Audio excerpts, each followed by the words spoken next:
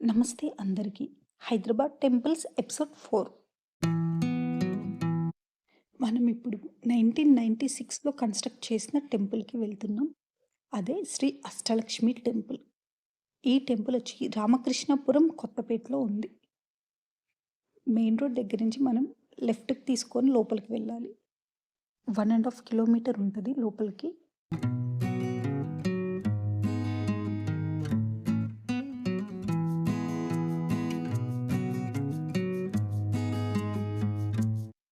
Temple దగ్గరికొచ్చేసాం. Right side కనిపిస్తుంది గదా! అదే టెంపుల్ కాంపౌండ్ వాల్ మొత్తం. ఇక్కడ రైట్ నుంచి లోపలికెళ్తాం. కేపీఎన్ ఫ్రెష్ కనిపిస్తుంది సూపర్ మార్కెట్. దాని పక్కన గల్లీ. ఇక్కడ ముందుకొచ్చిన తర్వాత రైట్ సైడ్ పార్కింగ్ స్పేస్ ఉంటది లోపల. ఇక్కడ నుంచి ముందుకెళ్తే లెఫ్ట్ సైడ్ టెంపుల్. ఈ టెంపుల్ ఫౌండేషన్ 23 ఫెబ్ 1991లో వేశారు. ఈ టెంపుల్ కన్‌స్ట్రక్షన్ అవ్వటానికి 5 ఇయర్స్ పట్టింది.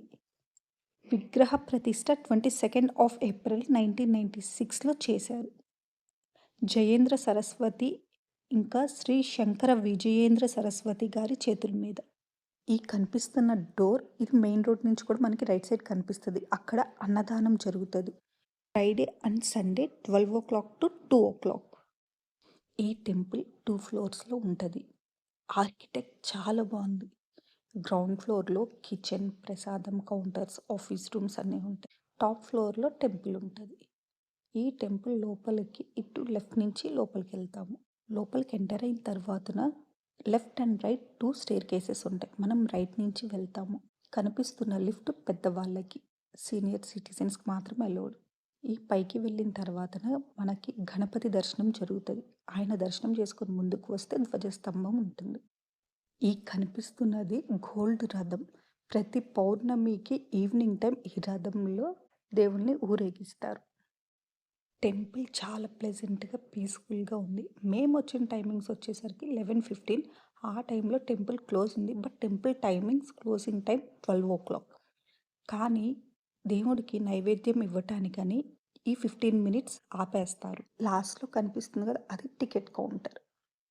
అన్ని బోర్డ్స్ మీద ప్రైసెస్ కూడా ఇండికేట్ చేసున్నారు. కుంకుమార్చనకి 51 రూపీస్ అని, వేద ఆశీర్వచనంకి 1116 అని, మహాలక్ష్మి యంత్ర అర్చన 516 అని అలా అన్నీ ఇండికేట్ చేసున్నారు. మనం దర్శనానికి వెళ్ళే ముందు మేము నైవేద్యం టైంకి వచ్చినప్పుడు ఇట్లా left side ladies, right side జెంట్స్‌ని కూర్చోబెట్టారు. నైవేద్యం ఇచ్చేస్తున్నారు. ఎండింగ్‌లో ఉంది. అప్పుడు దేవుడికి హారతి ఇస్తున్నారు అని ఆ హారతికి మనం దర్శనం చేసుకోటానికి ఇలా కూర్చోబెట్టారు. హారతి అయిపోయిన తర్వాత లెఫ్ట్ నుంచి లోపలికి దర్శనానికి పంపిస్తారు. ఆ ఇచ్చే టైంలో బయట నుంచి చూస్తే మనకి శ్రీమన్నారాయణుడు, ఆదిలక్ష్మి మాత్రమే కనిపిస్తారు. అది చూసినప్పుడు నాకు డౌట్ వచ్చింది. అష్టలక్ష్మి టెంపుల్ అనని ఓన్లీ అష్టలక్ష్ములు కనపడకుండా శ్రీమన్నారాయణుడు ఇట్లా కనిపిస్తున్నారు అని తర్వాత తెలిసింది. దర్శనం అయిపోయి బయటికి వచ్చిన తర్వాతన మన గుడి పైన విమానాశ్రయపతి అని ఉంటారు. సర్కిల్ మార్క్ చేసి అక్కడి నుంచొని మనకి చూస్తే వాళ్ళ దర్శనం అవుతది. అక్కడ దర్శనం చేసుకొని ఈ స్తోత్రం చదువుకొని మనం వస్తే మంచిది.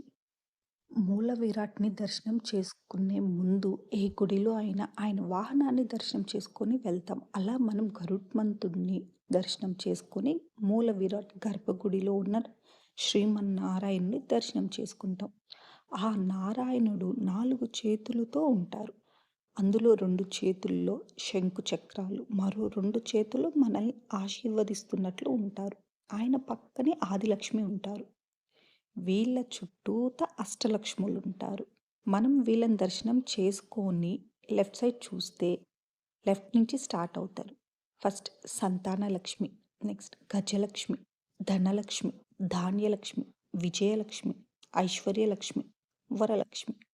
అష్టలక్ష్ములు అని ఏడే చెప్పాననుకుంటున్నారా? ఫస్ట్ ఆదిలక్ష్మి. అదే మన శ్రీమన్నారాయణుడు పక్కనే ఉన్నారు. వీళ్ళ దర్శనాలు చేసుకుంటంటే అసలు మాటలు సరిపోవట్ల. అంత మంచిగా కనిపిస్తున్నారు. చక్కగా చూడబుద్దవుతుంది.